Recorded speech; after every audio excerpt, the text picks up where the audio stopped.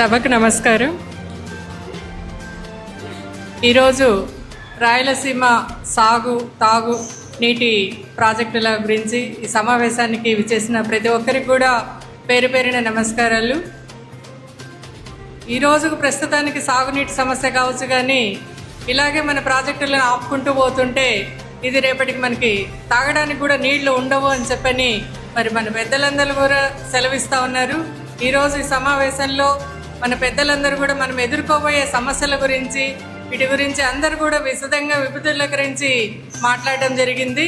మరి మనం మన పార్టీ ఆదేశానుసారము మన పార్టీ లైన్ ప్రకారము ప్రతి ఒక్కరం కూడా ముందుకు పోయి ఈ ప్రాజెక్టులను సాధించుకునేంత వరకు కూడా ఎవరం కూడా విశ్రమించబోమని చెప్పని ప్రతి ఒక్కరు కూడా ఇందుకు కథలు రావాలని చెప్పని మరి మన నాయకుల మాటల ప్రకారము మనమందరం ముందుకు సాగుదామని చెప్పని ప్రతి ఒక్కరిని కోరుకుంటున్నాను.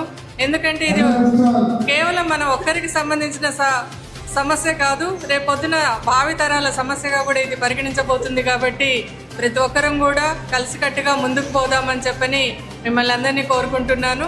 ఈ సమావేశానికి ముఖ్య అతిథులుగా విచ్చేసిన మరి అనంత వెంకటరామరెడ్డి అన్న గారికి, గంగుల ప్రభాకర్ రెడ్డి అన్న గారికి, శైలజానాథ్ అన్న గారికి, మరి మిగతా ప్రతి ఒక్కరికి కూడా పేరు పేరున ధన్యవాదాలు, నమస్కారాలు తెలియజేసుకుంటున్నాను.